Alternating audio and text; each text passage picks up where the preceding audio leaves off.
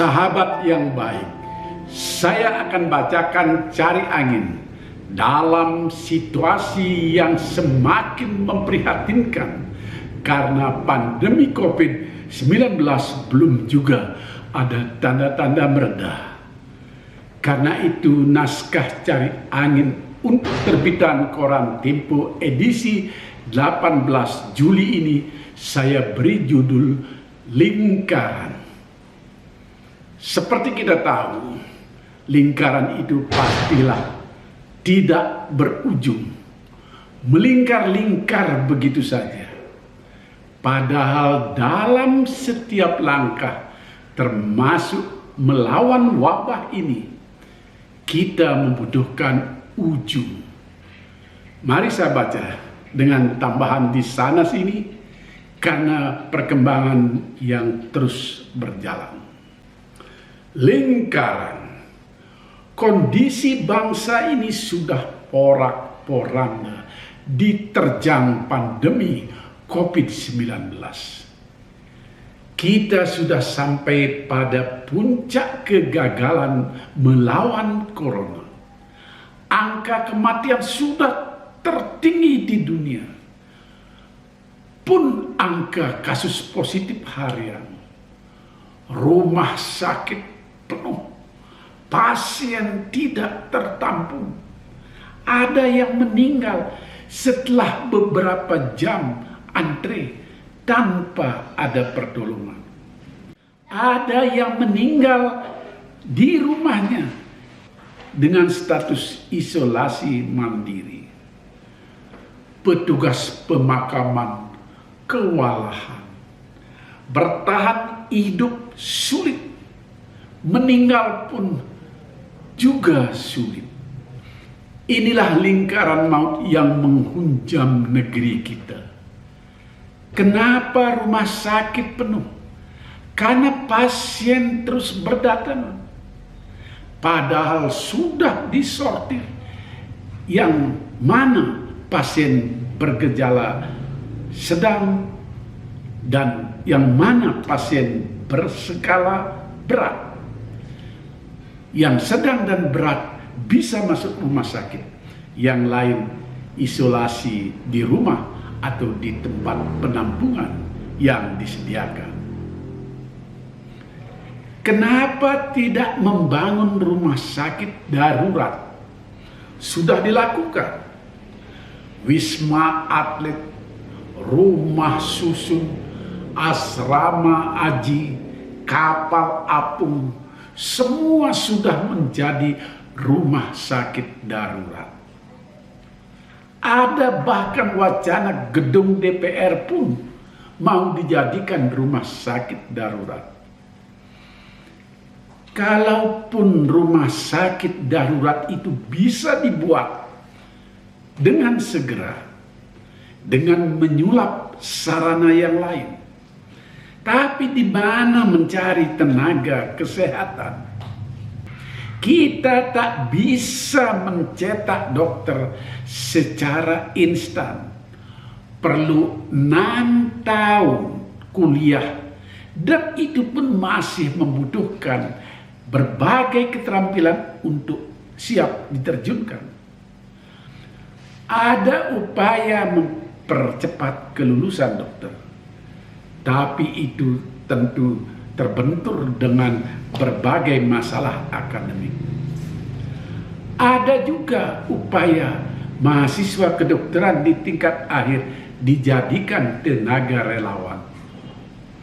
Sementara dokter yang sesungguhnya, termasuk dokter spesialis, justru menjadi korban. Jumlahnya terus berkurang karena gugur dalam tugas. Menyedihkan sekali. Sekarang andai ada tenaga kesehatan, ada dokter dan ada perawat, di mana mencari alat kesehatan dengan cepat. Oksigen saja harus antre. Mengerikan sekali. Sementara itu upaya untuk mengurangi orang terpapar COVID-19 dicoba dengan meningkatkan jumlah orang divaksin. Tapi vaksin harus diimpor dan itu butuh waktu. Vaksin buatan dalam negeri belum diizinkan untuk uji klinis. Kalaupun vaksin datang dalam jumlah yang banyak, petugas vaksinasi juga tidak memadai. Mereka kelelahan karena ada beban melakukan testing, tracking, dan treatment. Kenapa testing dan tracking harus digencarkan? Bukankah itu justru membuat angka positif melonjak terus? Banyak ada suara-suara seperti itu di pedesaan. Mungkin karena ketidaktahuan atau mungkin karena sudah capek dengan situasi ini. Kalau testing dan tracking berhenti, bukankah tidak ada lagi kasus positif? Begitu kata orang-orang di pedesaan. Ini tentu salah besar. Kalau testing dan tracking tidak dilakukan dan tidak diperbanyak, bagaimana kita tahu sarang virus itu ada di mana? Apalagi penyebaran virus varian baru luar biasa cepatnya. Inilah lingkaran maut yang berputar-putar tanpa ujung. Lalu penyebab penularan virus juga ada di dalam lingkaran setan. Orang diminta diam di rumah. Aktivitas masyarakat harus disekat. Rakyat jangan dibiarkan bandel. Tapi makan apa mereka di rumah kalau penghasilan yang mereka dapatkan dengan bekerja hari ini hanya untuk belanja esok? Artinya mereka harus pergi. Mereka tidak punya gaji bulanan. Memangnya pemerintah menjamin kebutuhan pokok agar warganya tidak kelaparan? Yang menerima bantuan sosial itu hanya beberapa puluh juta kalau digabung semuanya. Padahal yang berdampak pandemi ini ratusan juta penduduk. Sudah 1,5 tahun ada pembatasan gerak.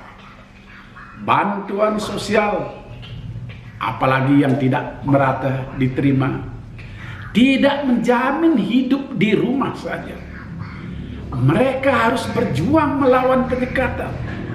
Sama sekali tak ingin menyebar virus. Mereka tentu sama sekali tidak berniat menyebar virus. Mereka semata-mata menghindari kelaparan. Mereka harus keluar, mereka harus bekerja, mereka harus mendapatkan nafkah. Di tengah-tengah lingkaran masalah tanpa ujung itu, muncul celotehan kalau COVID-19 hanyalah dibuat-buat. COVID adalah rekayasa, seperti ucapan Dr. Lewis Owen yang diviralkan di media sosial. Bagaimana itu disebut rekayasa? Sudah lebih 4 juta kematian di seluruh dunia. Dr. Lewis justru seenaknya menyebut penyebabnya adalah salah terapi obat. Celakanya, rakyat yang frustasi karena tak menemukan ujung dari lingkaran masalah ini mudah tergoda oleh penyesatan macam ini. Banyak yang diam-diam percaya dan ini membuat ada kelengahan untuk menerapkan protokol kesehatan. Nampaknya kita juga tak cukup gesit untuk menghentikan propaganda yang menyesatkan dalam tempo yang singkat.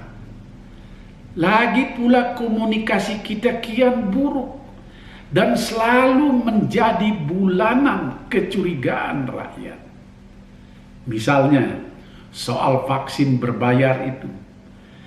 Kesimpulan yang sampai di masyarakat adalah, oh, COVID-19 kok dibisniskan, vaksin kok dijual. Syukurlah Presiden Jokowi tegas dan mau mendengarkan suara rakyat. Vaksin berbayar ini dibatalkan. Seharusnya Menteri Kesehatan jadi malu dong. Nah, sekarang di saat gagal melandaikan penyebaran virus, sulit memotong masalah pandemi, tiba-tiba muncul sinyal dari pemerintah untuk memperpanjang PPKM darurat. Suara penolakan langsung muncul. Bukan cuma dari pengusaha saja, juga terutama dari rakyat sendiri yang semakin menjerit dalam berbagai kesulitan ekonomi. Pemerintah menghadapi dilema serba sulit. Sepertinya ada pro dan kontra di dalam menanggulangi wabah ini. Padahal menghentikan laju pemutaran virus corona ini harus dilakukan bersama-sama. Seluruh rakyat harus bersatu. Bagaimana mengembalikan kepercayaan masyarakat bahwa menghentikan penularan virus perlu bekerja bersama-sama. Barangkali perlu ditampilkan orang dengan kebijakannya yang lebih tegas tetapi lebih humanis. Perlu mencari komandan perlawanan terhadap COVID-19 yang lebih segar. Ya, entah siapa. Mungkin Presiden Jokowi sendiri yang langsung tampil di depan.